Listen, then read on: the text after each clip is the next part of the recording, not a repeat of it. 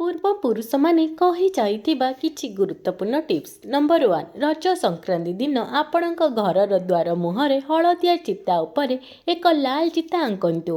ଏହା 1 ବର୍ଷ ପର୍ଯ୍ୟନ୍ତ ଶୁଭ ଫଳ ପ୍ରଦାନ କରିବ।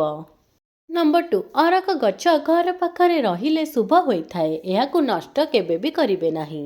ନମ୍ବର 3, ବିଛଣାକୁ ଯିବା ପୂର୍ବରୁ ଗୋଡ଼ ହାତ ଧୁଅନ୍ତୁ। ବିଛଣାରେ ବସି ପୂର୍ବ ଦିଗକୁ ମୁହଁ କରି ହାତ ଯୋଡ଼ି ଓମ୍ ହୁମ୍ ନିଦ୍ରା ଦେବୀ ନମ 7 ଥର ଜପ କରନ୍ତୁ ଏବଂ ନିଜର ବିଛଣାକୁ 3 ଥର ଟିଙ୍କା ମାରନ୍ତୁ। ପରେ ନିଜ ମଥାରେ କିଛି ସମୟ ଆଙ୍ଗୁଠି ଚଳାନ୍ତୁ। ଏହା କରିବା ଦ୍ୱାରା ଭଲ ନିଦ ଆସିଥାଏ। ନମ୍ବର 4, ଚୁଲିରେ ଘିଅ ବସାଇଥିବା ବ୍ୟକ୍ତି ଘିଅ ଓହ୍ଲାଇଲେ ଶୁଭ ଫଳ ମିଳିଥାଏ। ନମ୍ବର 5, ଦାନ୍ତରେ ନଖ ଛିଣ୍ଡାନ୍ତୁ ନାହିଁ। ଗୋଡ଼ର ଆଙ୍ଗୁଳି ବାରମ୍ବାର ଫୁଟାନ୍ତୁ ନାହିଁ। ଗୋଡ଼ର ଆଙ୍ଗୁଳିରେ ଭୂମି ଉପରେ ଗାର କାଟନ୍ତୁ ନାହିଁ।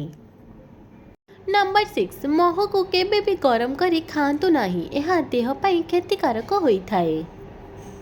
ନମ୍ବର 7, ଉଇ ହୁଙ୍କାରୁ କିଛି ମାଟି ଆଣି ନିଜ ଘରର ଦକ୍ଷିଣ ଦିଗରେ ରଖନ୍ତୁ ଏବଂ ସେହି ମାଟିରେ ଏକ ଚନ୍ଦନ ଗଛ ଲଗାନ୍ତୁ।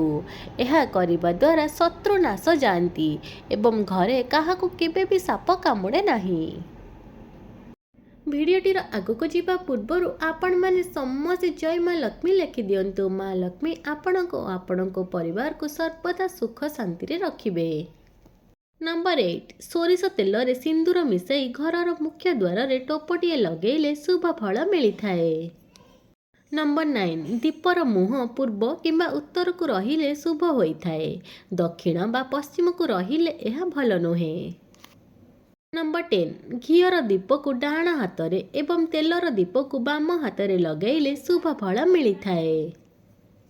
ନମ୍ବର 11, ରବିବାର ଦିନ ଗଛ ମୂଳରେ ଧୂପ ଜାଳନ୍ତୁ। ନାଲି ରଙ୍ଗର ଫୁଲ ରଖି ପୂଜା କରନ୍ତୁ ଏବଂ ପ୍ରଦକ୍ଷିଣ କରନ୍ତୁ।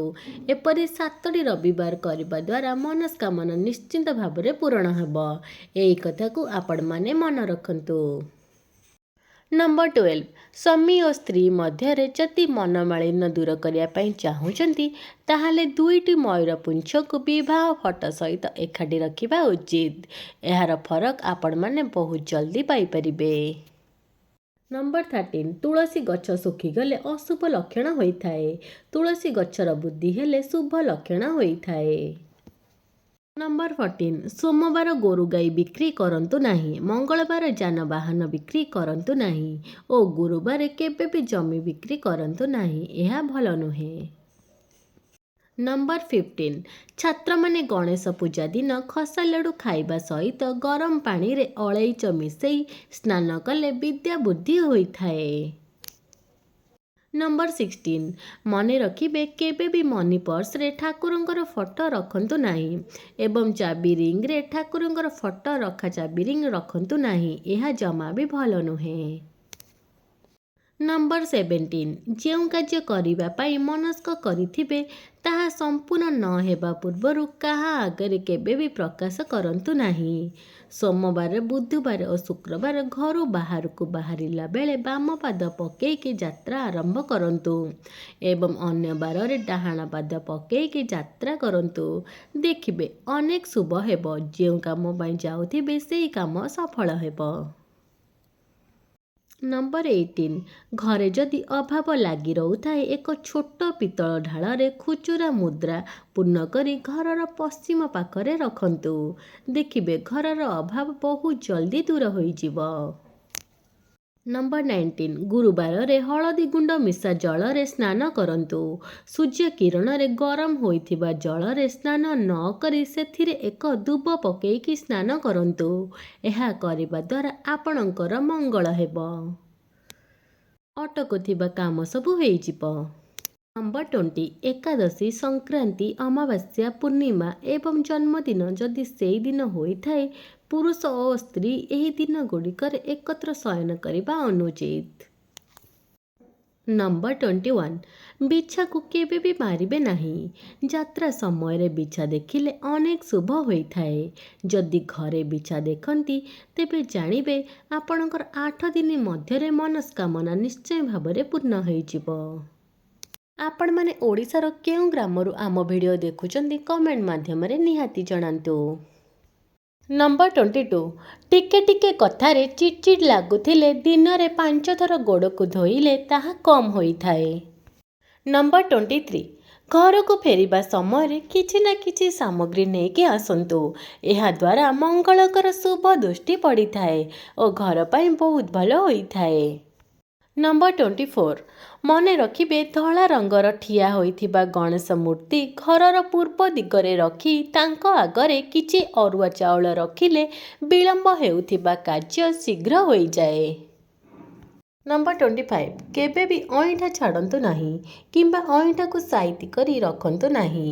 ଏହା କଲେ ମା ଲକ୍ଷ୍ମୀଙ୍କର ଦୟା ମିଳିବ ନାହିଁ ଓ ଘରେ ସବୁବେଳେ ଅଶାନ୍ତି ଲାଗି ରହିବ।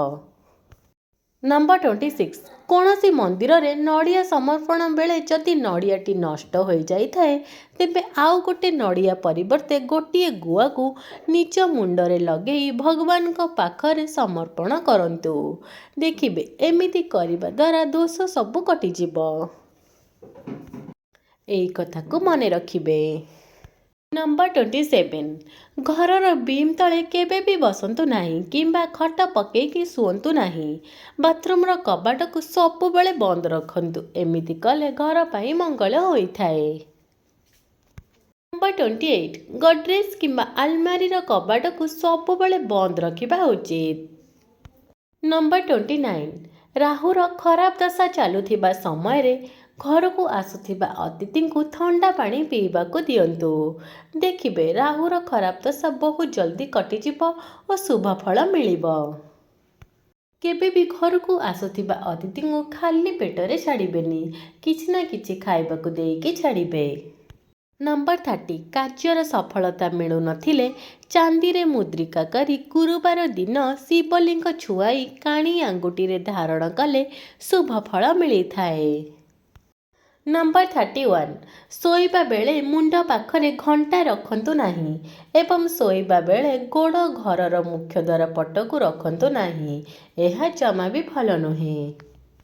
ନମ୍ବର 32 ତକିଆ ତଳେ ବହି ଏବଂ ମୁଣ୍ଡ ପାଖରେ ମନି ପର୍ସ ରଖନ୍ତୁ ନାହିଁ। ନମ୍ବର 33 7ଟି କଉଡ଼ି କେଶରରେ ଗୋଳେଇ ହଳଦିଆ କନାରେ ବାନ୍ଧି ନିଜର ଟଙ୍କା ରଖିବା ସ୍ଥାନରେ ରଖିଲେ ଶୁଭ ଫଳ ହୋଇଥାଏ। କେବେ ବି ଧନର କମି ରହିନଥାଏ। ନମ୍ବର 34 ବାରମ୍ବାର ଧନହାନି ହେଉଥିଲେ ଯେକୌଣସି ବୁଧବାର ଦିନ କିନ୍ନରମାନଙ୍କୁ ସବୁଜ ବସ୍ତ୍ର ଦାନ କଲେ ଶୁଭ ଫଳ ମିଳିଥାଏ। ନମ୍ବର 35 ଶନିଗ୍ରହ ପ୍ରତିକାର ପାଇଁ ବାଡ଼ିଅଁଳା ଚେର ଶନିବାର ଦିନ ନିଜ ପାଖରେ ରଖନ୍ତୁ। କଳା ଘୋଡ଼ାର ନାଲରେ ମୁଦି ତିଆରି କରିକି ପିନ୍ଧନ୍ତୁ ଓ କୁଆମାନଙ୍କୁ ଖାଇବାକୁ ଦିଅନ୍ତୁ ଏବଂ ଶନି ଗାୟତ୍ରୀ ମନ୍ତ୍ର ଜପ କରନ୍ତୁ ଓ ଶନିବାରେ କଳା ବସ୍ତ୍ର ପିନ୍ଧନ୍ତୁ। ନମ୍ବର 36 ଜାତକରେ ଯଦି କଳାସର୍ପ ଦୋଷ ଥିଲେ କିମ୍ବା ବିବାହ ବିଳମ୍ବରେ ହେଉଥିଲେ ଗାଧେଇବା ଘରେ କର୍ପୂର ରଖିଲେ ଶୁଭ ଫଳ ମିଳିଥାଏ। ନମ୍ବର 37 ଦୀପାବଳି ଶିବରାତ୍ରି ଜନ୍ମାଷ୍ଟମୀ ଏବଂ ଦୋଳ ପୂର୍ଣ୍ଣିମା ଏହି 4 ରାତ୍ରିକୁ ମହାରାତ୍ରି କୁହାଯାଏ। ଏହି 4 ରାତ୍ରିରେ ଅନିଦ୍ରା ରହି ଭଗବାନଙ୍କ ନାମ ସ୍ମରଣ କରିବା ଉଚିତ। ନମ୍ବର 38 ସିନ୍ଦୁର ପିନ୍ଧିବା ସମୟରେ ଯଦି ଫରୁଆଟି ହାତରୁ ଖସି ପଡ଼େ କିମ୍ବା ମଙ୍ଗଳସୂତ୍ର ଛିଣ୍ଡିଯାଏ ମା ବୃନ୍ଦାବତୀଙ୍କ ପାଖରେ ଦୀପଟିଏ ଜାଳିବା ସହିତ ବେଗୁନିଆ ଡାଳଟିଏ ଭାଙ୍ଗିବା ଉଚିତ। ନମ୍ବର 39 ନାରୀମାନେ ପ୍ରତ୍ୟେକ ଦିନ ସ୍ନାନ ପରେ ସିନ୍ଦୁର ପିନ୍ଧିବା ସହିତ ନିଜ ଗଭାରେ ଏକ ଧଳା ରଙ୍ଗର ଫୁଲ ପିନ୍ଧନ୍ତୁ। ନମ୍ବର 40 ଅଶ୍ୱତ୍ଥ ବୃକ୍ଷ ମୂଳରେ ପ୍ରତ୍ୟେକ ଗୁରୁବାର ଦିନ ଜଳ ଦାନ କରନ୍ତୁ। କିଛି କଞ୍ଚା କ୍ଷୀର ହଳଦୀ ଗୁଣ୍ଡ ମିଶାଇ ଅଶ୍ୱତ୍ଥ ବୃକ୍ଷ ମୂଳରେ ନିୟମିତ ଢାଳନ୍ତୁ ଏବଂ ବୃକ୍ଷକୁ ପ୍ରଦକ୍ଷିଣ କରନ୍ତୁ। ଏମିତି କରିବା ଦ୍ୱାରା ଅନେକ ଶୁଭ ଫଳ ମିଳିଥାଏ। ଏହି କଥାକୁ ମନେ ରଖନ୍ତୁ।